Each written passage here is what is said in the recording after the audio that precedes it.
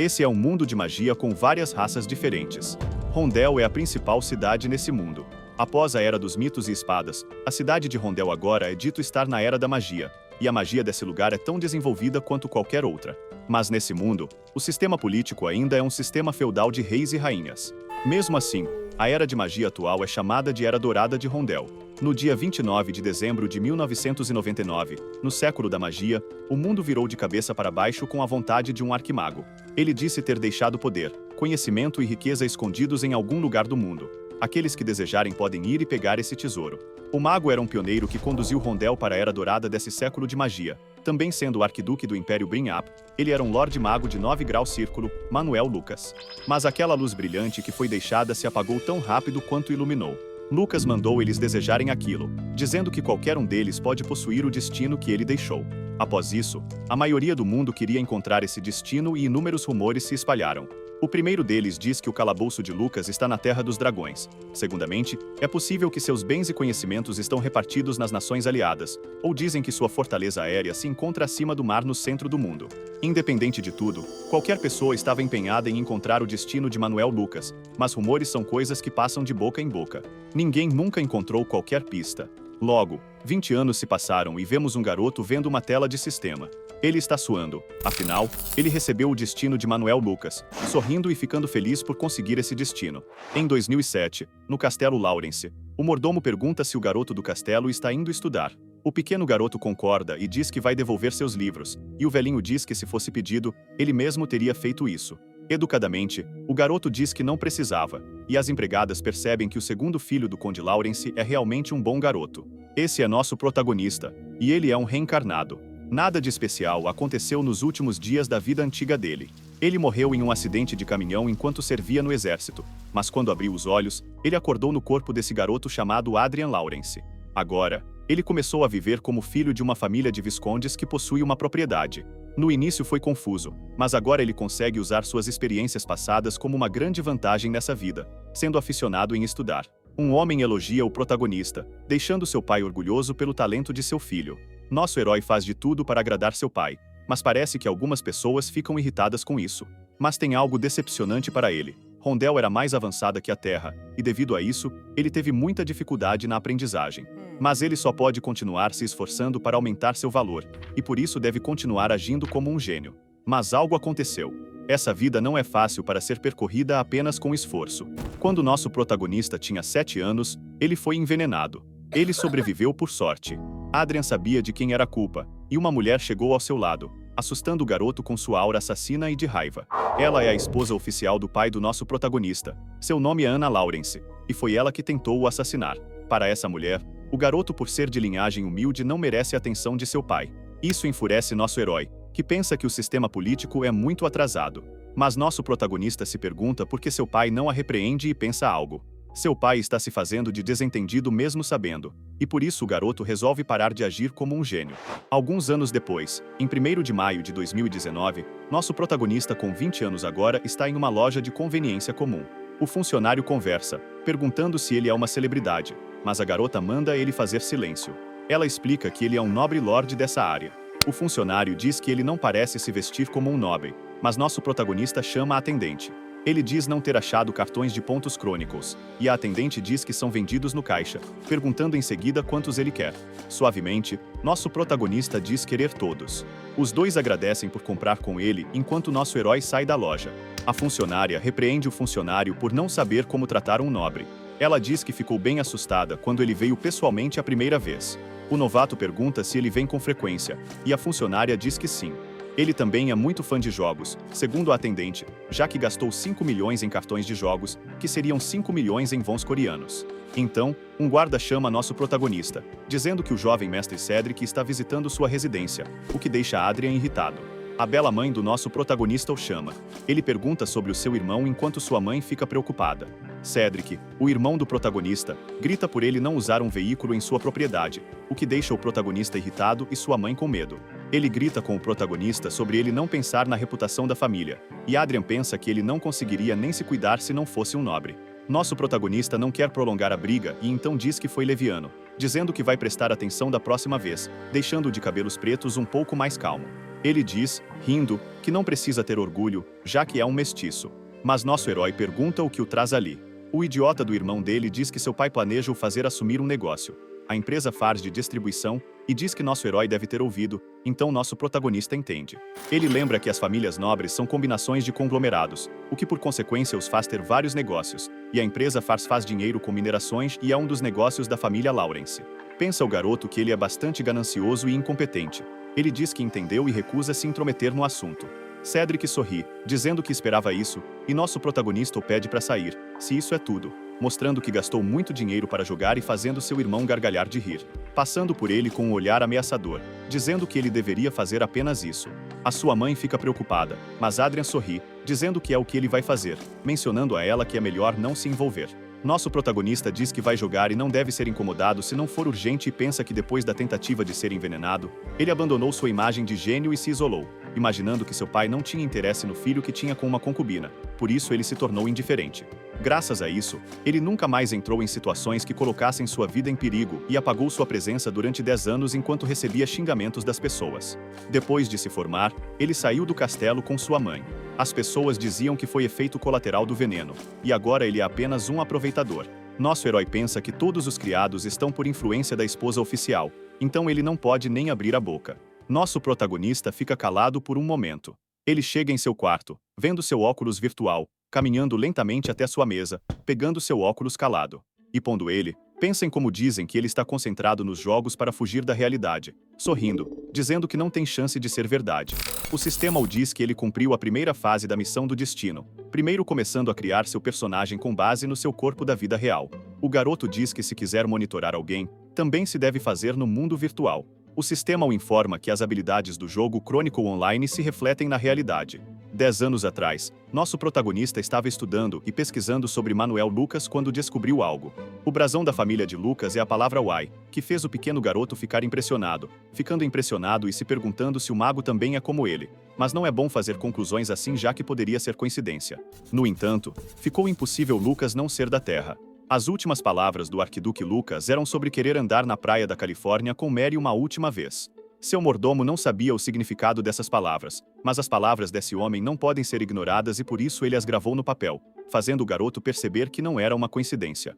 Realmente, o arquimago de Rondel era da Terra como nosso protagonista. Pesquisando mais sobre Lucas, ele encontrou coisas como projetos de pastas e óculos virtuais e então, usando seu conhecimento da Terra, ele procurou o destino que ele deixou. Depois de tanto tempo, ele encontrou, ficando feliz por pôr suas mãos no destino. No jogo, nosso herói levou um ataque direto no braço, dizendo que foi como ele pensou, encarando um goblin que lançou a lâmina que o feriu. Ele diz que a dor é real e depois que pegou o destino, o verdadeiro sofrimento começou, se perguntando se pode lutar sem medo. O destino de Lucas foi guardado no lugar menos esperado que foi online em um mundo virtual. Nosso protagonista pensa que mesmo em mundo virtual criado com base na realidade ainda assim será um jogo e por isso ele não deve conseguir sentir dor por ser filtrado. Ainda assim, ele sente dor na vida real tendo dificuldade toda vez que luta. Agora, ele sincronizou o jogo com a vida real enquanto o Goblin fica em modo de ataque, partindo para cima do nosso protagonista, que desvia com certa dificuldade do golpe enquanto prepara sua lâmina, acertando um golpe crítico no Goblin. Assim, subindo para o nível 10 e agora podendo escolher sua classe e também concluindo o primeiro estágio da missão do destino, acabando por ser movido para um espaço secreto pelo deus principal Ariel, iniciando seu personagem e sincronizando com seu corpo real, assim também podendo sincronizar as habilidades de Chronicle Online com a realidade. Assim, uma porta aparece atrás do protagonista. O sistema pergunta se ele gostaria de ir para o segundo andar da Torre Mágica de Manuel Lucas, então Adrian concorda. Entrando dentro de uma biblioteca com um baú do tesouro, pensa ele que é diferente do primeiro lugar vendo as estantes e o baú de tesouro. Recebendo cerca de 5 bilhões de loot, fazendo nosso protagonista dizer que essa parece uma recompensa de verdade. É uma pena que ele ainda não consiga todo esse dinheiro. Um círculo mágico foi criado em seu corpo real e virtual. Assim, Adrian diz que esse é o verdadeiro valor do destino e o sistema o alerta para não sair do jogo. Nosso protagonista pensa que nunca sentiu a presença de mana na vida real. Com a criação do círculo mágico sendo bem sucedida, ele agora consegue sentir a circulação de mana em seu peito. Tendo agora um círculo criado, ele se pergunta se conseguirá aprender alguma técnica de combate com esses livros.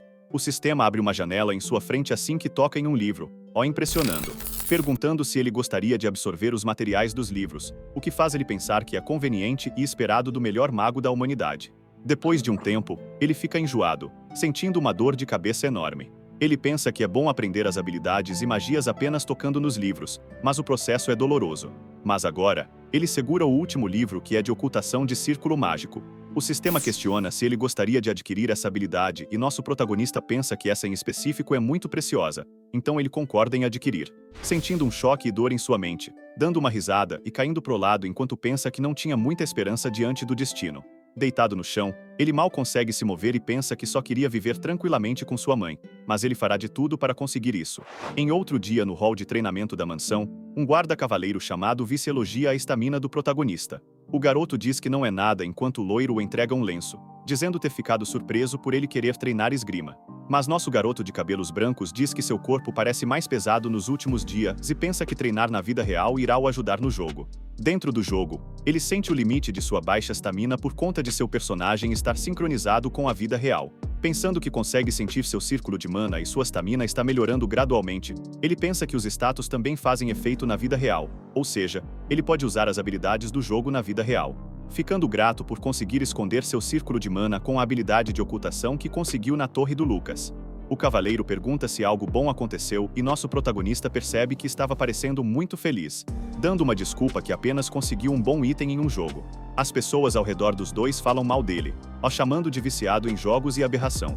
Vice fica irritado, mas nosso protagonista diz para ele não se preocupar com eles. Nosso herói fica grato por Vice fingir estar bravo, mas ele precisa evitar os olhares patéticos de Ana e seu meio-irmão, e por isso ser ignorado é o melhor para ele.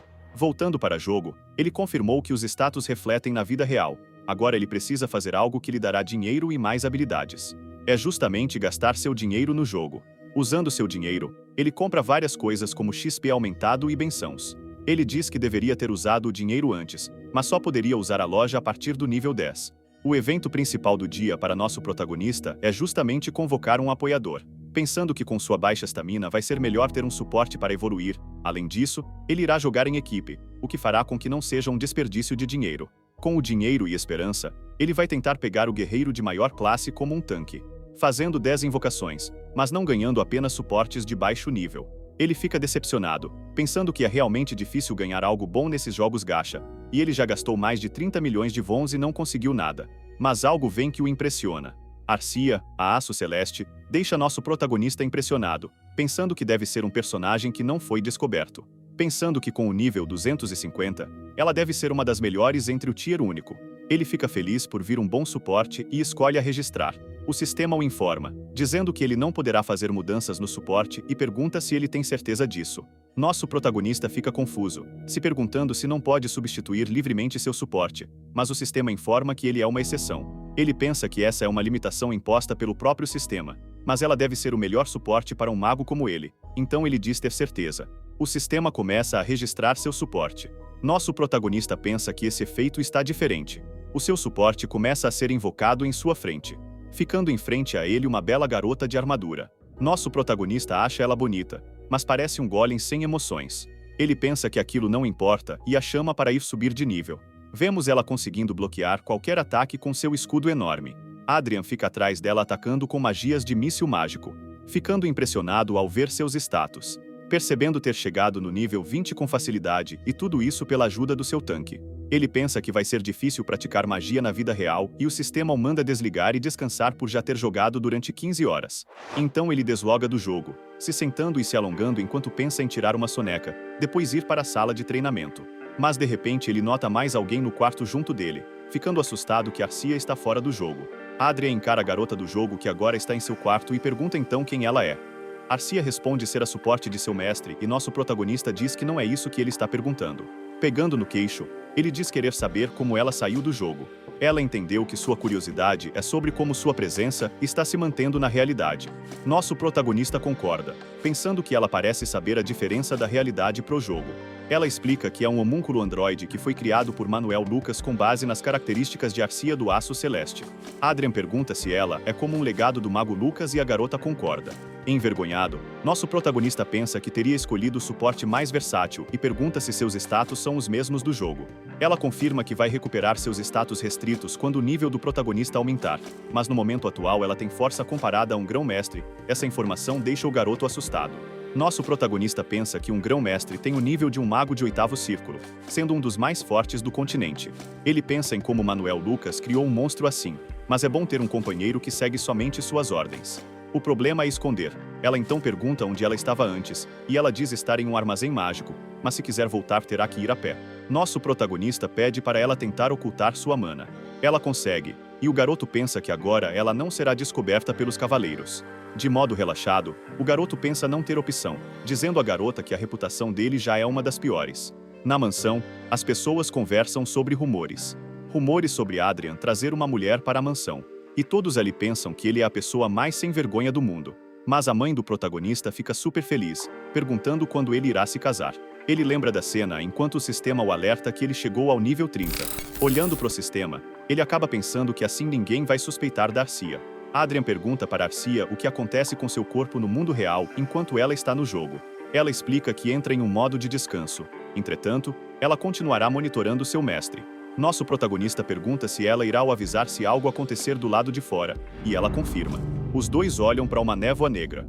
O guerreiro Orcante aparece na frente deles, e aquele é o segundo estágio da missão do destino.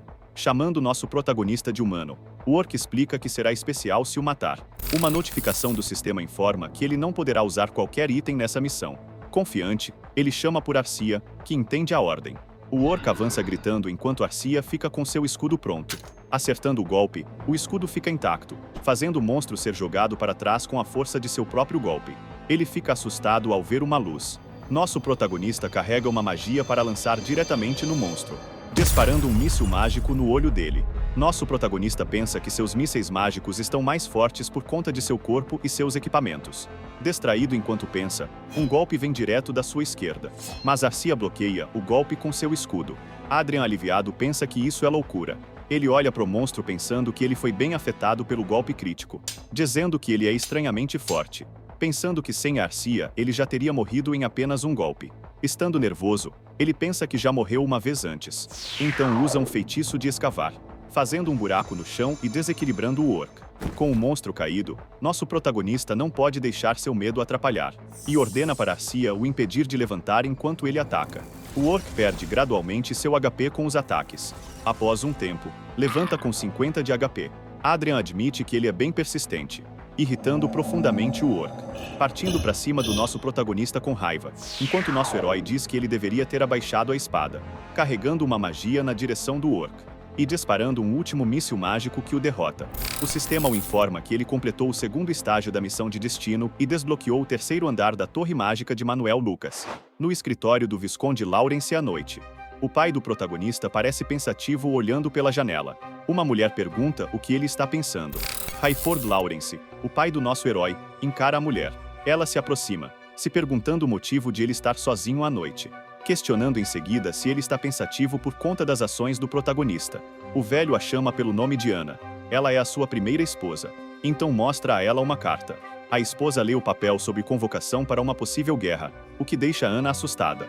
Ela pergunta se ele planeja enviar Cedric para a guerra, e o homem fica calado.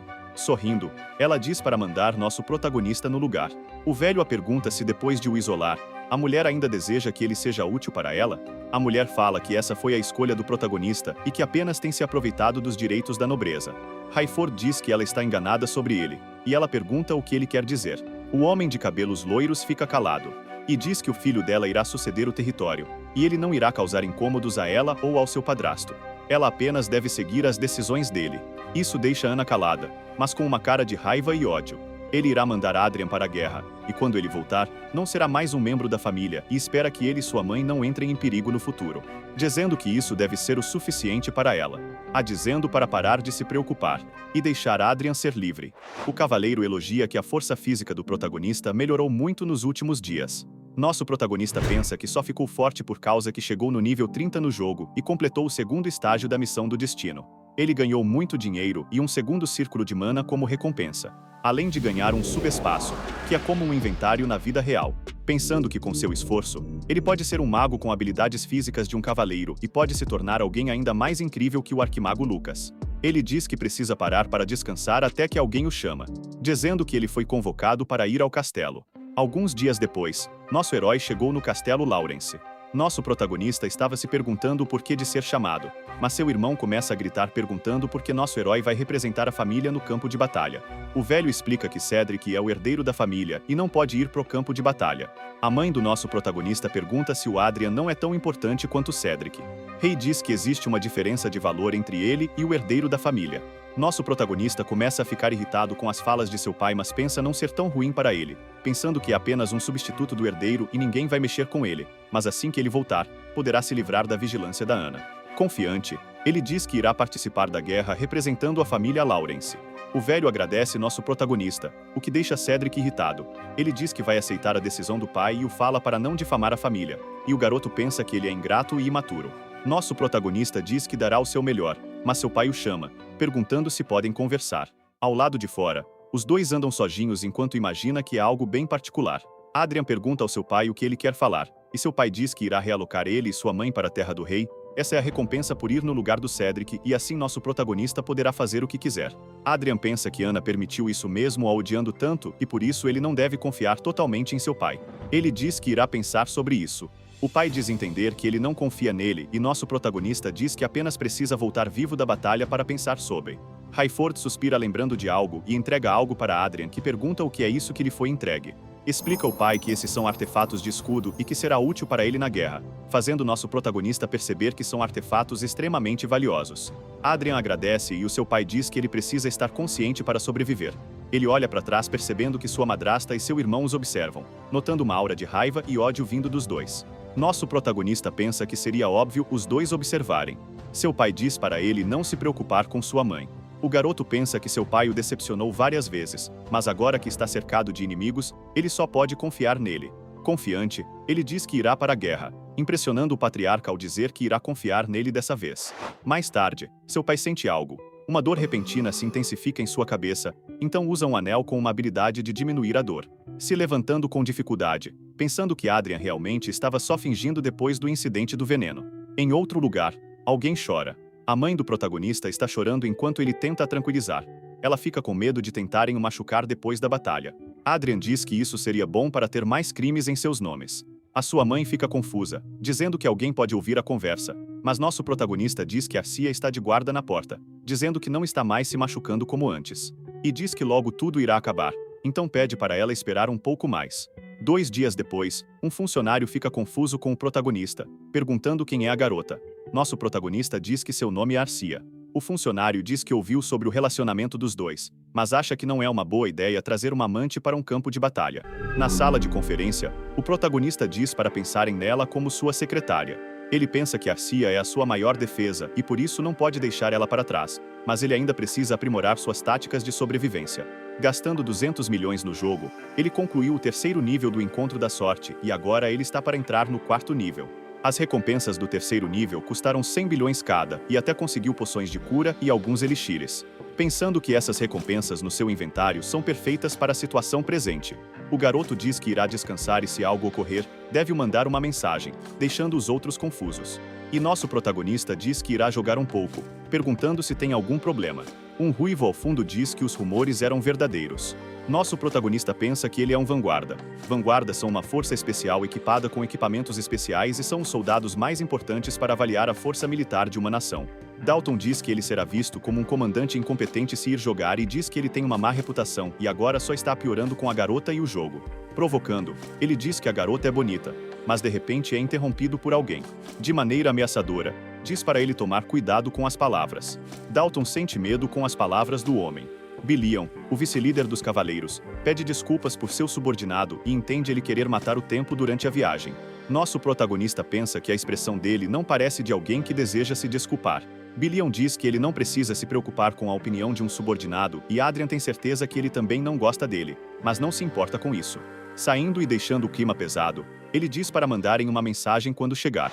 No jogo, uma poção chamada de Lágrimas de Salamandra voa na direção de um lagarto, causando uma explosão no monstro que o derrota. Nosso protagonista pensa que é caro, mas causar 3.000 de dano é muito aceitável.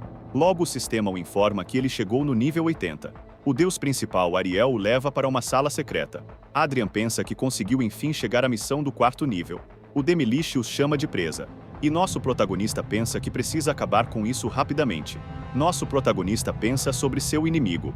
Segundo ele, os Lich são difíceis de matar, mas esse em específico parece lento. O Lich lança uma magia de maldição de pedra em Arcia. Logo após, usa um feitiço de lanças de gelo na direção do protagonista. Adrian fica assustado pelo monstro atacar antes do esperado. Arcia não pode o ajudar, então ele tem a única opção de desviar e acaba tendo seu ombro acertado. Ele grita de dor e o Lich, rindo, diz poder ouvir os ossos e carne do protagonista sendo triturados. No chão, ele treme, não conseguindo pensar bem por conta da dor. Também pensa que a risada dele é irritante. Ele já ouviu essa risada em algum lugar e nosso protagonista vê seu irmão nesse Lich, o que deixa Adrian com muita raiva. Rindo, o Lich levanta sua varinha e o diz para ficar no chão, lançando uma bola de fogo na direção do protagonista que desvia e avança junto de sua suporte, se aproximando e deixando o esqueleto confuso. Adrian então usa uma magia de cura bem na cara do Lich que grita de agonia. Ele diz para Arcia não dar espaço para ele lançar outra magia e ela confirma. Então é explicado que a melhor forma de enfrentar um Lich sem sacerdote é encantando seus equipamentos com atributo sagrado. O Lich grita enquanto os dois o espancam com o elemento sagrado. Chorando, o Lich pergunta como ele consegue causar dano físico com a varinha. Então usa uma magia de parede de fogo e se vangloria por conseguir distância com isso. Como um demônio, nosso protagonista atravessa as chamas na frente do Lich. O Lich o xinga por atravessar a parede de fogo. Mas com ódio, o nosso herói golpeia o crânio e manda esse monstro parecido com o Cedric morrer. Então o sistema informa que ele concluiu o quarto estágio do encontro da sorte. Com dor, nosso protagonista põe a mão no peito. Arcia corre na direção do protagonista. Ele pensa que a adrenalina acabou e agora ele sente toda a dor da luta. Ela pega uma poção do inventário do protagonista e o dá com cuidado. Se curando, ele fica impressionado por ela conseguir abrir o seu inventário e pensa que ela é realmente especial. Então agradece, dizendo estar bem melhor. O quinto andar da torre foi desbloqueado e o sistema teleporta os dois para o quinto andar. O protagonista corre na direção do baú. Animado, ele abre o baú se perguntando sobre a recompensa que foram 500 bilhões de Vons. Mas nota algo a mais dentro do baú. Ele recebe óculos redondos e diz que é impossível ser apenas meros óculos normais. Então pede uma descrição detalhada e vê ser um óculos com observação, clarividência e visão noturna além de várias outras habilidades de visão. Ficando impressionado por alguém desconfiado como ele receber um item tão útil. O sistema então cria seu quarto círculo. Então chegam ao acampamento. As pessoas ficam impressionadas pelo segundo filho da família Lawrence ser escolhido para vir. Os mais velhos conversam que esperavam Cedric enquanto dizem que o protagonista virou um idiota após ingerir veneno. Nosso protagonista diz que ele é o garoto que tomou o veneno e os dois completamente amigáveis dizem que ele não parece alguém idiota. Os dois são condes e são chefe e ajudantes dessa sede e o garoto de cabelos brancos diz ser um prazer os conhecer. O Visconde Evans observa que as tropas do protagonista são compostas por 5 vanguardas e 50 cavaleiros e nosso protagonista confirma. Mas o Visconde ressalta que essa guerra não precisa de cavaleiros, apenas das vanguardas, e nosso herói pensa que eles tratam a elite armada como objetos. Vanguardas só podem ser controladas por magos de sétimo círculo e, infelizmente, nosso protagonista concorda com ele. Adrian lembra que a vanguarda foi criada por Lucas e o Visconde diz que o exército do protagonista foi organizado como a segunda brigada e o diz para ir receber seu relatório com o Conde Otis. Nosso protagonista concorda, entendendo. Então explica para seu grupo que o exército foi organizado como a segunda brigada independente. O garoto diz para continuarem e mantém em sua mente um pedido de que o Conde Otis seja alguém de boa. Depois de uma semana, nosso herói está no jogo pensando que o comandante Otis é o melhor. O melhor tipo de superior para nosso protagonista é justamente um ausente e o Conde Otis está viajando de um lado para o outro com transportes até começar a guerra. Ele pensa que pode jogar o dia todo com isso, mas de repente Arcia chama o protagonista, dizendo que alguém entrou no quarto, deixando ele com um olhar de ódio e raiva. Fechando o jogo e vendo Arcia segurando alguém. Dalton pergunta como uma mulher tem tanta força. Nosso protagonista pega seu óculos se perguntando por que ele veio ali. Observando os status de Dalton, ele percebe que ele está excitado. O protagonista pede por uma explicação para ele estar ali e Dalton diz estar preocupado com a saúde dele. E quando ia pôr a culpa na garota, o garoto dá um chute na canela dele. Ele se abaixa com dor e nosso protagonista diz que ele deveria ter enviado uma mensagem e Arcia está sempre o protegendo. Adrian diz que ele entrou na sala do comandante da brigada sem permissão e pergunta se ele queria o matar. O homem grita com raiva e receio, dizendo que é uma vanguarda. Então recebe outro chute do garoto que diz precisar ser convencido. Então pergunta para Arcia o que aconteceu e ela responde que ele tentou a separar dele. Dalton fica envergonhado enquanto o protagonista pergunta se ele tentou a levar para outro lugar e ela confirma. Dalton grita com o protagonista por ele tentar o incriminar e diz para ele acreditar em sua vanguarda ao invés de uma biscate como essa garota. Ele percebe que mais 3 soldados o seguiram para ver e Arcia entrega uma faca para Adrian, que diz que isso é um motim e por isso ele merece receber uma punição, colocando a faca em seu abdômen. Ele diz para Dalton dar um passo à frente para receber sua punição. Os soldados e Dalton debocham da cara do protagonista, que diz que ele não precisa se acalmar. Agora é o momento para ele mostrar sua verdadeira face e diz para Dalton vir para cima. Em outro lugar alguém grita que o comandante está chamando o vice-líder Billion, o deixando confuso. Ele explica que o comandante da brigada deu a ordem de execução para Dalton e precisam ir lá agora. Billion pensa que isso é inesperado. Chegando ao local, Billion segura uma faca que foi atirada em sua direção, percebendo que ela está com um pouco de sangue nela. O protagonista diz que ele deveria ter vindo mais rápido e ele quase matou Dalton. Billion friamente encara Dalton no chão, agonizando de dor. Então pergunta qual o contexto da situação. Debochadamente, nosso protagonista diz que os cavaleiros não deveriam assediar mulheres, o que deixa o velho extremamente tenso, gritando e perguntando o que eles fizeram. Billion se curva, dizendo que foi sua culpa e pede perdão.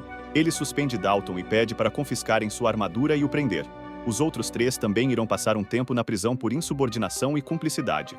Adrian diz que está no comando e não está ali para cuidar de crianças, dando um toque no ombro de Billion e dizendo que ali não é o condado. Saindo, ele diz que vai ficar no quarto ao lado, por esse estar fedendo a sangue. Dalton percebe que ele finalmente mostrou quem realmente é e dá um sorriso leve e satisfeito, pensando que alguém interessante apareceu por ali. De volta ao jogo, Arcia e Adrian estão em uma luta. Ela bloqueia um ataque do adversário enquanto nosso protagonista ataca usando magia. O garoto pensa que o inimigo tenta acertar os seus pontos fracos. Seu inimigo é um cavaleiro caído chamado Zenith e deve o matar para cumprir o encontro da sorte nível 5. Zenith carrega uma aura roxa em sua espada. Preparando o ataque, ele manda nosso protagonista morrer. O golpe vai na direção de seu pescoço. Com destreza, Adrian desvia do ataque. Zenith fica espantado e de repente algo voa em sua direção. Arcia acerta uma investida na cara de Zenith. Nosso protagonista prepara uma magia. O homem velho solta uma risada. Ele agora entende que é apenas um degrau para o protagonista. Avisa o sistema que a missão foi concluída e o 6º andar da torre foi desbloqueado. Nosso protagonista recebe 2 trilhões de Loats, o que o deixa feliz, mas fica surpreso ao ver outra notificação e vários equipamentos de Istro, e nosso protagonista pensa que só poderá usar o manto e o cetro. Já o resto vai para Arcia. Antes de fazer qualquer coisa, ele para quando Arcia o informa de um intruso e o pede perdão por intrometer. Nosso protagonista pergunta o que aconteceu e o mordomo diz ter sentido uma aura poderosa. O garoto explica que estava verificando alguns artefatos e ele não deve se preocupar. Pedindo licença, o mordomo se despede e sai do quarto. Nosso protagonista retira a espada do seu inventário e confirma que essa espada é o tipo de arma que uma vanguarda de elite usaria, além de poder fazer uma pessoa normal se equiparar a uma vanguarda por 15 segundos. Adrian pensa que as armas usadas pelas vanguardas ampliam a aura, já que é difícil armazenar a aura, e se pergunta qual a habilidade do equipamento de mago, ficando surpreso pelos 2 também possuírem a habilidade de armazenar aura. Nosso garoto entende o motivo de todo mundo querer o destino de Lucas. Em outro lugar, já fazem 2 semanas que ele foi designado para ser o comandante. Nosso protagonista diz não precisar de escolta e todos ali confirmam. Adrian pensa que todos vão dar suas vidas pelo país, mas ainda assim eles estão apenas sentados esperando. Adrian percebeu que após o incidente de Dalton, todos andam o evitando e respeitando, mas a pessoa mais peculiar é Billion, que o encara de uma maneira muito amigável. O garoto pensa que isso é bom, já que ele pode jogar em paz agora. Mas olhando para Arcia, ele nota algo, ficando confuso ao ver seu status de feliz. Ele pensa que a garota é como um cachorrinho que fica feliz ao sair para passear. Por fora ela é um homúnculo que faz nosso protagonista achar difícil ela ter emoções, mas ele está começando a entendê-la. Com a claridade, ele cobre seus olhos, pensando que esse lugar é legal. Dando outra olhada para ela, ele percebe que ela está muito feliz e isso faz ele rir, deixando Arcia confusa. Depois, ele fala para eles darem voltas mais vezes e Arcia concorda. Um soldado chega na frente do protagonista com vergonha e ele pergunta qual o problema. O loiro pergunta se eles podem sair para tomar alguma coisa a alguma hora. Nosso protagonista percebe seu status de envergonhado e desconfortável, entendendo a situação ao ver os garotos rindo ao fundo. Pergunta então se os garotos de trás mandaram ele fazer isso. O garoto diz que não e o protagonista pensa que ele tem uma razão, mas não tem interesse, então sai andando. Mas ele para no meio do caminho e pergunta por que ele decidiu ser um cavaleiro. O soldado pede desculpas, garantindo que não irá acontecer de novo, e nosso protagonista o observa, pensando que ele é a primeira pessoa depois do homúnculo que tem mais de 2 talentos altos. Ele tem talento para ser mago, então por que está sendo zoado pelos outros cavaleiros? Nosso protagonista pensa não ser seu problema e se desculpa, se virando. Saindo, ele diz que seria melhor se ele fosse um mago ao invés de um soldado, o que deixa o garoto surpreso. Adrian dá uma bronca nos outros soldados enquanto sai. No quarto, ele pensa ser um desperdício. O garoto não quer se envolver para não arrumar encrenca, mas pensa que aquele soldado Lopes é único. Mesmo sem poder de combate físico, ele se daria bem se juntasse magia com os equipamentos da vanguarda. As chances dele são boas, segundo nosso protagonista. Seria uma maravilha se ele o tivesse sob seu comando. O problema é conseguir fazer o Conde Otis entregar Lopes a ele e pensa que suborno seria uma boa opção. Se levantando, ele pensa que precisa construir sua influência, principalmente agora que Adrien está livre, então se decide, dizendo que ambos irão ficar ocupados por um tempo. O garoto de antes marcha pelo corredor do acampamento. Ele lembra do que Adrien lhe disse anteriormente, pensando que ele é diferente dos outros nobres. Chegando à sala do comandante Otis, ele se apresenta para entrar. Em sua mente, ele imagina que Adrien é diferente dos rumores e isso é meio assustador. Então ele entra na sala do comandante. O comandante o cumprimenta e dá boas-vindas. Mas Lopes fica confuso ao ver nosso protagonista ali. Ele se pergunta o motivo de ele o chamar e o gordinho apresenta Adrien como representante da família Lawrence. A partir de agora, o Sr. Lawrence será o Lorde de Lopes e isso faz o garoto loiro ficar confuso. Na vida passada do protagonista, a China perdeu para a Coreia na Copa do Mundo. Um cidadão perguntou como não encontraram 11 bons jogadores entre a população de 1 bilhão de pessoas da China. E a resposta é porque o Messi e o CR7 chineses estão em algum lugar cuidando de plantas em uma fazenda. Adrien, tendo isso em mente, sabe que não importa o potencial se ele não for devidamente explorado. Ele fica surpreso que nesse lugar existem tantas pessoas seguindo caminhos errados. Um cavaleiro de terceira categoria, Alan Lopes. Bárbara Anderson, um plebeu que é um trabalhador braçal. Eric Jones é um dos únicos soldados capazes de tocar um instrumento. Um garoto que tentou vender hentai para os soldados. Seu nome é Nicholas Brown. E uma criada chamada Linda Noah. Nosso protagonista pensa que cada um deles são incríveis, mas nunca tiveram a chance de brilhar, e a garota chama nosso protagonista. Ela pergunta o motivo de estar ali, já que seu teste de mago deu negativo, e Adrien diz que o teste estava errado. Envergonhada, ela entende e nosso herói pensa que é melhor ter valido cada centavo do meio milhão que ele gastou nela. O garoto sabe que nenhum deles sabe o real motivo de estar ali e o homem alto manda ninguém questionar. E diz para acreditarem no protagonista. Nosso garoto pensa que esse cara tem um grande talento para a aura. Nosso protagonista sabe que ele morreria de fome e desgaste, mas deixando isso de lado, ele tem confiança no protagonista, então o garoto manda eles trocarem de roupas. Mandando eles não se preocuparem porque estão a 100 km do fronte, então eles podem escolher qualquer roupa dessa área nobre.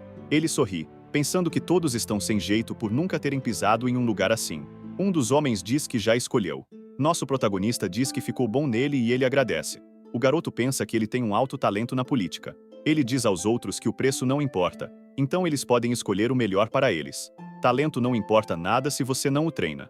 Eles vão treinar fora da base e ser educados para se encaixar no ambiente. Todos os garotos ficam impressionados ao ver sua nova moradia. Nosso protagonista confirma que essa é a casa onde eles vão passar a maior parte do tempo. O garoto já preparou os empregados, então eles devem focar nos estudos. Além de fazer o pagamento desse mês para eles de 20 milhões e os manda não esquecer do contrato. Os garotos entram em posição e dizem que darão o seu melhor. Nosso protagonista diz que seu pagamento só vai aumentar se eles provarem seus valores. Mas isso não vai aparecer do dia para a noite. Finalizando, ele olha pro loiro e sorri, pedindo para não o desapontar. Todos afirmam e concordam. Nosso protagonista gosta do espírito deles e seu cronograma é estudar e treinar por 16 horas todos os dias. Ali estão todos os melhores talentos que nosso herói encontrou. Futuramente, eles serão a elite que ele selecionou a dedo. Esse vai ser um grande investimento para um futuro brilhante que nosso protagonista almeja. Andando pelas ruas da cidade, nosso protagonista pensa que precisa se preparar para confrontar seu irmão e talvez até sua madrasta, mas ele deve pensar na segurança de sua mãe também. Antes disso, ele olha para alguém que está o seguindo. Arcia agarra a pessoa pelo pescoço e a joga contra a parede. E nosso herói dá bom dia para o homem. Nos últimos dias, nosso protagonista não tem conseguido relaxar, preocupado com a segurança dos outros, além de já ter visto vários espiões todos os dias. Ele pensa que Cedric só está mandando 2 espiões se revezarem e diz para o homem poupar suas palavras. Com uma faca na mão, nosso garoto diz que só tem uma forma de o tornar útil, o que deixa o homem desesperado. Adrien diz que burrice é um defeito em um espião. Arcia o joga contra o chão e nosso protagonista pergunta o quanto ele valoriza sua vida, dizendo que tudo vai ficar bem se ele fizer o que for pedido, e o homem sente uma forte aura. Percebendo que a garota é uma especialista em aura, o homem diz não saber de nada e pensa que não quer morrer ali naquele lugar. Um tempo depois, nosso protagonista adivinha que ele recebeu ajuda do agente que estava dentro do portal, e o homem treme de medo, se perguntando como ele sabe disso. Ele pensa em contar mentiras. No entanto, nosso protagonista já sabe tudo sobre ele e o outro espião, mas com isso, ele pode receber uma ajuda dele. Adrian sabe que ele só está seguindo as ordens de seu irmão. Afinal, ele sentiu que o homem não queria o espionar. Assustado, o homem olha para Arcia e pergunta se ele realmente vai ir contra seu irmão, e nosso protagonista fica feliz ao ver que ele caiu em sua armadilha. Antes de recusar, nosso protagonista coloca a faca bem na frente de seu rosto. Assustando o homem, ele diz saber que ele não tem medo da morte, mas ainda deseja viver. Felizmente, ele pergunta o que o homem acha de trabalhar para ele, e o espião fica tremendo de medo. Nosso herói, enquanto enfia a faca na testa dele, diz se orgulhar de ser alguém piedoso e só quer que ele faça alguns relatórios falsos. O garoto pergunta se ele entendeu e o homem concorda. No escritório do irmão do protagonista, ele grita perguntando como seu outro espião foi preso. Ele diz que ele foi pego tentando entrar no quarto do protagonista. Ele fica irritado, pensando que isso aconteceu por ter ignorado seu pai dizendo para não enviar espiões, e até mesmo já foi esculachado por não ser escolhido para ir para o exército. Cedric diz não ter outra saída e por isso deve continuar de olho no protagonista e reportar tudo. Concordando, o espião diz que irá o contatar mais tarde. Agora que Adrian resolveu o problema do espião, tudo irá correr bem. Os outros também estão progredindo e até mesmo recrutou outras 20 pessoas com talento. Além de que Eric e Elisia provaram ser capazes de liderar a escola. Todo mundo está dando seu máximo e nosso protagonista não está para trás e já chegou no nível 159. Ele fica feliz que falta um nível para se tornar um mago de sexto círculo. Mas o sistema o notifica de algo que o deixa surpreso. Uma emergência está requisitando a presença do protagonista. Saindo do quarto, ele pede um relatório. O servo diz que detectaram naves de combate do inimigo entrando em seu espaço aéreo. Todos receberam ordens para ficarem alertas. A guerra está prestes a começar.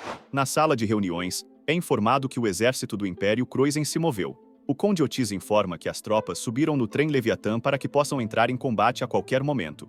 Também começou uma interferência espacial na fronteira do Império, então usar teleporte significa-se por em perigo de morte. Além de que todas as rotas de comunicação entre as tropas foram cortadas, então devem usar apenas rádio para se comunicarem.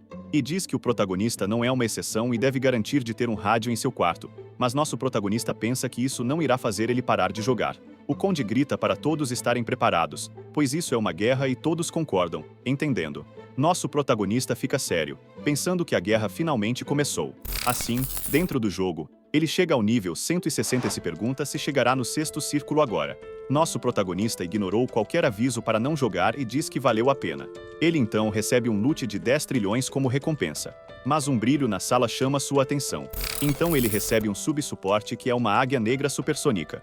Ele pensa que subsuportes não deveriam existir e essa águia é comumente um suporte de arqueiro. Mas provavelmente ele conseguirá mais informações na vida real e por isso ele sai do jogo. Levantando, ele pergunta onde ela está e pensa que deve estar do lado de fora. Na aeronave, Andrian pensou que a águia iria parecer igual a Arcia, mas isso causaria um caos. E de repente a garota nota algo, apontando para o céu e dizendo que lá está ela. Todos os soldados ficam em alerta e pedem para o comandante desviar. Mas a enorme ave joga todos para longe com a brisa de suas asas. E encara o protagonista com seriedade, o deixando impressionado. Curvando sua cabeça na frente do protagonista, Adrian faz um sinal para os soldados não interferirem. Ele observa a águia e percebe que ela só tem uma habilidade que é de visão compartilhada. Fazendo carinho na cabeça da águia, ele pensa se a condição para ela ganhar mais habilidades deve ser a de realizar missões. Pensa então que a habilidade de visão compartilhada será bem útil. E nosso protagonista se assusta quando um dos soldados o chama. Perguntando o que é isso, Adrian focou tanto na águia que nem notou as pessoas se reunindo. Limpando a garganta, ele pensa não ter muito o que fazer. Estendendo a mão, ele pergunta se a águia quer ficar ao lado dele. A águia aprecia o carinho da mão do protagonista em sinal de confirmação. E os dois ficam agarradinhos. Os soldados se perguntam por que a águia não o ataca e acham uma novidade ver os dois se dando carinho. Nosso protagonista fica envergonhado se perguntando do motivo de fazer isso. Em outro lugar, os ataques já começaram. Após o início da guerra, ela se espalhou por toda a fronteira ocidental. Com isso, a brigada do protagonista também entrou em combate e com a internet desligada, o nosso protagonista não consegue entrar no jogo. Alguém informa ao protagonista que o pelotão de vanguarda do Império está se aproximando cada vez mais. O garoto diz calmamente para eles relaxarem e recuar para a formação inicial e dizer para Billion preparar as vanguardas. Adrian está calmo, pois teve experiências no jogo e por isso acha que não irá morrer tão facilmente. Percebendo que está sendo observado, ele pergunta o que foi e o homem se vira dizendo que não foi nada. Nosso protagonista percebe algo, vendo que as vanguardas inimigas irão atacar agora. Então grita para o 2º batalhão ativar o escudo de energia. Assim, o escudo foi ativado, e um ataque foi lançado na direção da nave, explodindo no escudo da nave, a fazendo tremer. O garoto sorri, pensando que esse ataque foi forte demais para ser um teste. Perguntando sobre a situação, é dito que o escudo do 2º batalhão já era e precisam de 90 segundos para recuperar. Nosso protagonista pensa que uma única vanguarda já foi capaz de destruir o escudo de energia. Arcia pergunta se ele está bem e ele confirma, pensando que ao menos tem um grão-mestre de 8º círculo com ele. Um dos membros da equipe diz que conseguiram sobreviver graças a ele e o protagonista diz ter muita sorte. O velho diz que ele é humilde. Vendo a situação, ele começa a pensar: a força deles não é tão diferente.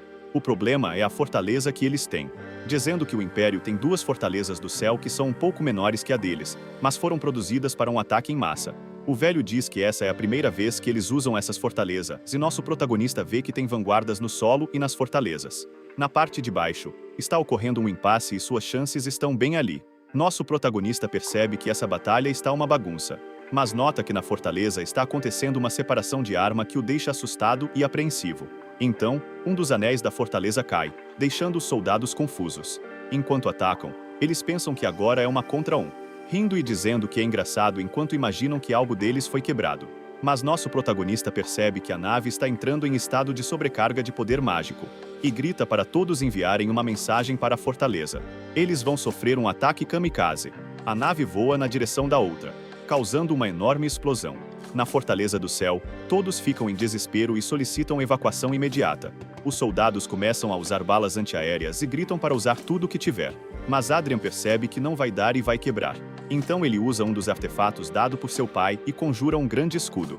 Sofrendo o ataque kamikaze, o escudo consegue resistir. A nave deles cai no chão. Nosso protagonista fica desnorteado com a onda de choque e pensa que conseguiu usar o artefato a tempo. Ele se pergunta o que aconteceu com a Fortaleza do Céu. Quando vê, fica aliviado por eles terem conseguido recuar rapidamente. Adrian então dá a ordem para todos verificarem a situação das vanguardas e cuidarem dos soldados feridos. Um tempo depois, o Conde Otis dá gargalhadas.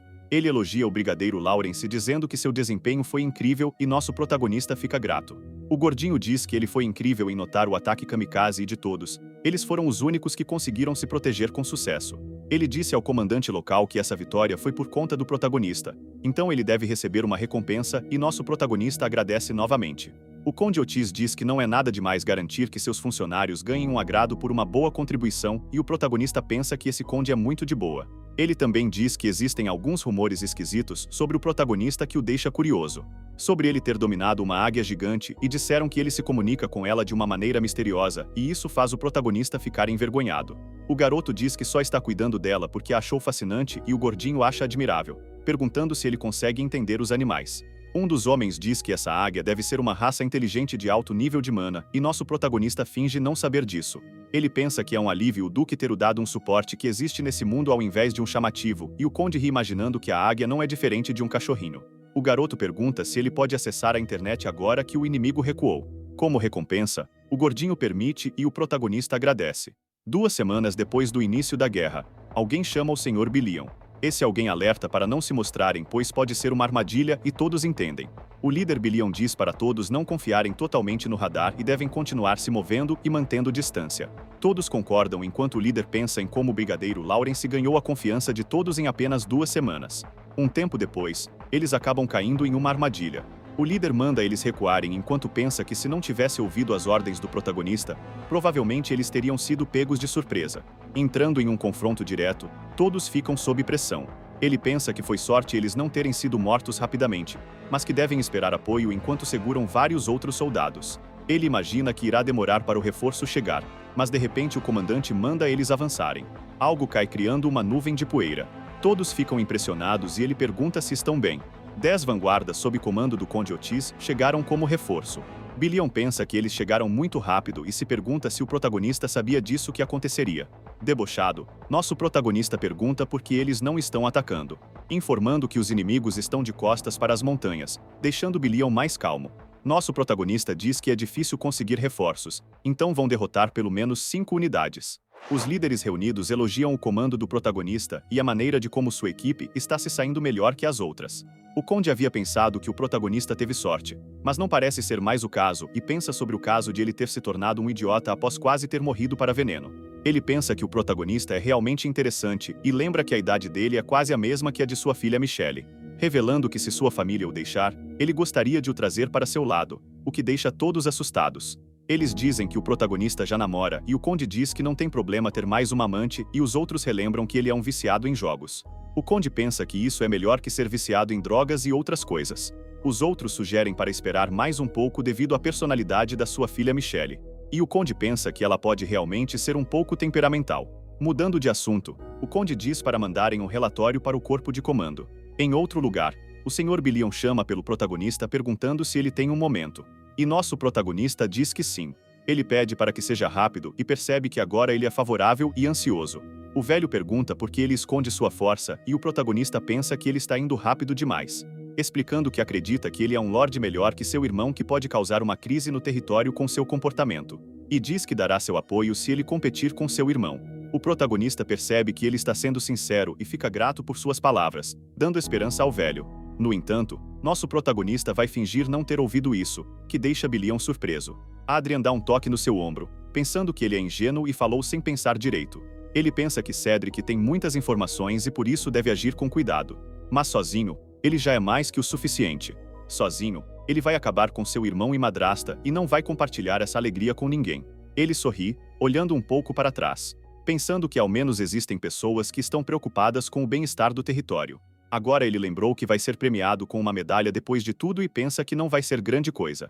Em outro lugar, alguém diz que pelos feitos e contribuições, Adrian Lawrence receberá a medalha do Leão de Ouro. A pessoa que o entrega tal honra é o rei do reino de Reinhardt. O protagonista diz que irá honrar essa medalha para o resto de sua vida, pensando que seu irmão vai ficar maluco ao ver isso. No escritório, seu irmão bate na mesa com ódio. Com inveja, diz que teria sido ele que receberia todos esses méritos se tivesse ido para a guerra. Ele pergunta à sua mãe sobre seu pai e ela diz que ele está com a mãe pobre do Adrian. Cedric diz que ele está passando muito tempo com ela e sua mãe precisa fazer algo. No entanto, sua mãe diz que não pode simplesmente envenenar ele. Seu filho grita com ela e ela diz para baixar o tom e diz que a culpa dele passar tanto tempo com aquela mulher é completamente do Adrian. Cedric pergunta se ele irá deixar a família após a guerra e sua mãe confirma, dizendo que ele deve estar pensando em uma maneira de ganhar a vida. A velha começa a tentar acalmar seu filho, dizendo que Adrian não é seu concorrente. Ela diz que vai garantir tudo e Cedric confia em suas palavras. Ele tem o apoio de seu avô materno e a sua mãe controla a maior parte do Viscondado Lawrence. Seu pai é apenas um governador temporário que irá entregar seu poder e território a ele. Mas uma dúvida ainda fica em sua cabeça. Ele sempre olhou com inveja e raiva para seu irmão, o vendo receber vários e vários elogios. E acha tudo isso muito irritante por não ser ele, pensando que ele foi reduzido a um imprestável depois que tentaram o envenenar. Então por que ele continua o irritando tanto? A cabeça de Cedric se enche de pensamentos de raiva e angústia sobre Adrian. Algumas semanas após a guerra, nosso protagonista oferece uma bebida para as vanguardas. Cada um deles agradece enquanto são servidos. Os soldados conversam que se sentem revigorados e animados agora, mas o protagonista pensa que isso é óbvio. Afinal, eles estão bebendo um elixir com uma gota de uma lendária medicina. Ele pensa ser um desperdício, mas é necessário para a guerra acabar rápido. As vanguardas vão fazer a patrulha e enquanto se despedem, alguém chama o protagonista, dizendo que o comandante da divisão está o requisitando, o que o deixa confuso. Ele estende um pedaço de carne seca e o dá para sua águia gigante que come. Então sai voando enquanto o protagonista observa de seu transporte, dizendo que o conde tem o chamado bastante e o homem ri, dizendo que confia no protagonista. Nosso protagonista pensa que é irritante, mas não pode fazer nada sobre isso. Nosso protagonista fica confuso com uma taça na mão, percebendo que os outros comandantes também estão presentes ali. Ele olha em volta pensando que ele poderia ter mandado uma mensagem se fosse algum assunto de batalha. O protagonista pensa que ele tem algo importante para anunciar e o gordinho aparece na parte de cima com um sorriso radiante, dizendo para eles se alegrarem por não ter que ouvir os tiros, anunciando que o fim da guerra está muito próximo. Ele explica que atualmente os ministros estão tendo uma reunião. O conde explica que essa guerra não tinha intenção de durar muito, mas sim ser apenas um evento anual. Os comandantes pensam que eles são idiotas e nosso protagonista diz que está acontecendo de forma semelhante à sua vida passada. Então pergunta sobre as vanguardas que foram enviadas. O conde explica que eles devem continuar esse jogo de guerra até o fim, deixando o protagonista desconfortável. Animado, o gordinho diz para ele relaxar, relembrando que por conta de sua honra em batalha ele ganhou várias recompensas e vai ganhar mais ao final da guerra. Nosso protagonista concorda, levantando sua taça. Brindando, ele pensa que precisa evoluir e se preocupar consigo mesmo. Billion acha que é uma coisa boa. O protagonista e Arcia ficam calados, observando. O protagonista pergunta o que aconteceria se o país entrasse em uma guerra total e o velho diz que teriam imensas perdas e aniquilações, pensando que seria uma catástrofe inimaginável. Nosso protagonista diz que ele deveria ter descansado mais e pergunta seu motivo para estar ali. Ele estende a mão para Arcia, que o entrega um doce. Então oferece para Billion, que pergunta o que é. O protagonista diz que foi um presente do Conde Otis, então deve ser precioso. Comendo o doce, ele diz que o jovem mestre é realmente diferente dos outros nobres, dizendo que ele sente empatia e até mesmo vai para a frente da guerra por seus homens. Ele diz entender por já ter sido uma pessoa comum. Mas fala que ele também tem a compostura e dignidade de um verdadeiro nobre, deixando o protagonista confuso. Ele diz que o protagonista estava bebendo chá preto enquanto as tropas inimigas se aproximavam, com uma absoluta confiança. E foi por essa compostura que os soldados como ele conseguiram relaxar, afirmando que todos na 232 Brigada confiam nele e o protagonista entendeu que ele está mencionando que irá o apoiar como sucessor. Mas antes de dizer algo, Billion se ajoelha. Impressionando o protagonista, ele diz que tem homens de confiança que ninguém se aproxima e também não precisa se preocupar com dispositivos de vigilância. O protagonista fica sério, pensando que todos eles são do lado de seu pai. Nosso protagonista suspira, dizendo que o entende. Mas esse comportamento pode chamar atenção e o velho diz que foi por isso que vieram enquanto os outros descansam. Dizendo que ele, o servo Gilbert Billion, gostaria de servir o segundo jovem mestre da família Lawrence, como seu senhor a partir daquele dia.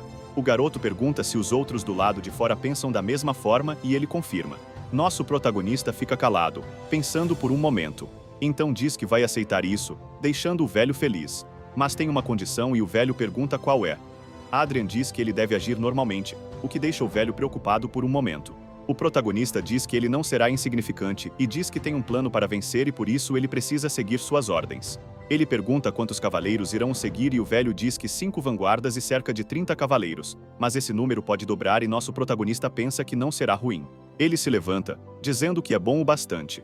Mas antes de sair, Billion diz ter mais uma coisa para contar, explicando que a madrasta Ana do protagonista deseja designar Pecius para ele e talvez seja uma boa ideia o recrutar assim que possível, deixando o protagonista surpreso ao ouvir esse nome. Ele lembra que ele era o vice-comandante da Ordem dos Cavaleiros e suas habilidades eram impressionantes. Mas o garoto pensou que ele tinha saído da Ordem por estar envolvido na luta política da família de Ana. Billion diz que com seu retorno, muitos cavaleiros podem mudar de ideia. Adrian sabe que esse é o típico cavaleiro popular, ou seja, que pode expandir seu exército apenas com sua inclusão. E talvez seja o bastante para competir com as forças de Ana e Cedric e pensa que essa não é uma má ideia, especialmente pensando que é um poder que ele pode usar fora da família. O garoto diz para o homem providenciar um encontro com ele de modo secreto. Lealmente, o homem diz que irá investigar. Saindo do quarto, os soldados reverenciam. Nosso protagonista pensa que poder é bom, mas ele tem outro objetivo. Pegando seu óculos, ele diz que sua prioridade máxima é concluir a missão de encontro com a sorte e formar seu círculo de 7º grau. No jogo, nosso protagonista morreu, juntamente de Arcia e sua águia. O sistema o informa para ele tentar de novo quando recuperar sua experiência. Nosso herói grita desesperado. Preparando uma magia, ele pede para Arcia o proteger. Em todo esse tempo, nosso protagonista não experienciou a morte, mesmo que seja normal para superar as dificuldades em um jogo. O problema é que ele vai sentir uma dor imensa ao morrer. Até mesmo Arcia está sendo empurrada com os ataques. Ele pensa que sempre manteve a própria segurança em toda a luta, mas dessa vez é diferente. Arcia e sua águia são atacados e acabam sendo derrotados, só sobrando nosso protagonista, que vai ser morto pelo Cavaleiro da Morte Pascal. O garoto percebe que ele não é apenas um mestre em aura, mas também tem um corpo anormal de forte. Sendo morto, o protagonista pensa que ele está em um nível muito acima. O sistema o ressuscita em uma vila próxima. Ele põe a mão no peito, sentindo a dor. Nosso protagonista pensa que não pode reclamar de sua dor com tanta gente em volta. Abrindo o sistema, ele pensa que estava muito fácil até agora. Nosso protagonista usa um pergaminho de ressurreição para ressuscitar seu suporte. Arcia se desculpa com o protagonista. O protagonista pergunta se ela está bem e ela diz conseguir segurar a dor. Aliviado, o garoto suspira. Ele a recrutou sem pensar por conta de seus status como tanque. Quanto mais a relação dos dois se aprofunda, mais ele se sente envergonhado por ficar atrás dela e sente que precisa mudar seu estilo de combate para ela não sofrer. Mas no final, pensa que precisa mudar de toda forma. Na luta, ele notou que existe um limite para seu estilo de combate que é muito simples. Arcia protege, a águia distrai e ataca de surpresa, e nosso protagonista causa todo o dano com sua magia. Eles conseguiram manter isso, mas o tempo de conjuração está atrasando o dano principal. Imaginando que uma das formas de cobrir essa brecha é usando a águia negra. A defesa de Arcia funciona contra ele, mas se ela tivesse um dano frequente, iria ajudar. Ele só tem 3 opções agora: diminuir seu ataque para atacar mais vezes, ou usar a águia como um guerreiro que ataca e foge, e por fim a opção de Arcia usar sua espada para causar dano. A primeira opção é muito ruim, já as outras 2 são melhores e ele diz para Arcia que irão tentar. Então, na segunda batalha, o protagonista novamente morreu e o sistema o manda tentar novamente. Ele fica extremamente com raiva na fonte, gritando se aquilo é ao menos possível. Ressuscitando Arcia, ela pede desculpas, mas nosso protagonista assume a culpa. Ele diz que tentou usar os 2 como guerreiros, mas a águia morreu em menos de 1 minuto. Então o protagonista morreu em 3 minutos e Arcia morreu logo em seguida. O maior problema foi que a águia do protagonista morreu rápido, segundo ele. A águia conseguiu distrair o chefe por um tempo e pensa que seria uma boa ideia equipá-la com um peitoral. Nosso protagonista vai tentar novamente e pensa que uma hora vai funcionar, afinal, esse é um teste para alcançar o 7º círculo. No entanto, nosso protagonista morreu mais uma vez, o que o deixa cheio de raiva. Ele pensa que não foi ruim e deu um pouco certo. Nosso protagonista começou a entender o padrão do Cavaleiro da Morte e eles vão tentar mais uma vez. Na 4ª batalha, o Cavaleiro da Morte pergunta se isso é sério, perguntando se ele está lutando com um bando de acrobatas. O cavaleiro diz que ele tem talento para o deixar de bom humor e pergunta se ele não quer mudar de classe para palhaço. Nosso protagonista pergunta se ele já ouviu falar de bombardeiro humano. Então começa a lançar vários ataques mágicos na direção do cavaleiro, gritando para ele morrer enquanto ataca. O cavaleiro bloqueia com sua espada enquanto Arcia o ataca. Adrian pensa que tudo está indo bem, mas sua águia começa a cansar, começando a cair e o deixando ajoelhado na frente do cavaleiro, que diz de forma assustadora que é bom o ver no chão. Nosso protagonista fica nervoso e dá olá ao senhor, até receber um ataque que o mata novamente. Na 9ª batalha, nosso protagonista está cansado. Eles tentaram formações diferentes e o cavaleiro diz que é divertido ver um mago na linha de frente. Dessa vez, ele conseguiu sobreviver desviando e causou muito mais dano que da última vez. Eles vão tentar novamente com itens focados em reflexos e não em conjuração. Agora, ele irá se tornar um mago evasivo que ninguém nunca viu. Ele foge enquanto ataca, conseguindo desviar dos ataques enquanto carrega uma magia, desviando com mais e mais destreza, lançando vários ataques simultâneos enquanto ataca com Arcia. Mas o cavaleiro evita os ataques, acertando os 2 e os derrotando. Nosso protagonista dessa vez dá um sorriso, pensando que enfim conseguiu descobrir uma maneira de vencer. Sendo um mago evasivo, ele conseguiu aguentar 62 minutos e causou 84% de dano no cavaleiro e se ele continuar tentando, ele com certeza irá conseguir vencer. Ele levanta da cama, tirando seu óculos, pensando que excedeu o seu tempo de conexão. Ele pensou que terminariam o nível 200 naquele dia, mas estão parados em um lugar inesperado. Se alongando, ele sente algo estranho, dizendo que está sentindo seu corpo mais devagar e Arcia explica que é normal após experimentar a morte e ressurreição várias vezes. Então pergunta se ela sente o mesmo. Ela não sabe dizer, mas ela sente que está mais forte de alguma maneira, dizendo que isso é por conta da experiência que obteve e nosso protagonista pensa estar acostumado. Mas Arcia parece estar se tornando mais e mais humana conforme continua experienciando essas coisas. A garota pergunta se ele tem alguma ordem para ele, mas ele diz que não. Ele vai dormir e diz que vão tentar novamente quando acordar e ela concorda. Depois de inúmeras batalhas e tentativas, na 18ª batalha, todos continuam vivos. O Cavaleiro da Morte começa a se desfazer. Antes de morrer, ele elogia o protagonista por ter dado 100% de dano.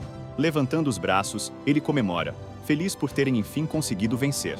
O sistema o parabeniza por ter completado o 7º nível da missão do Encontro da Sorte. Fim, esse foi o vídeo. Não esqueça de deixar seu like e comentário. Até a próxima!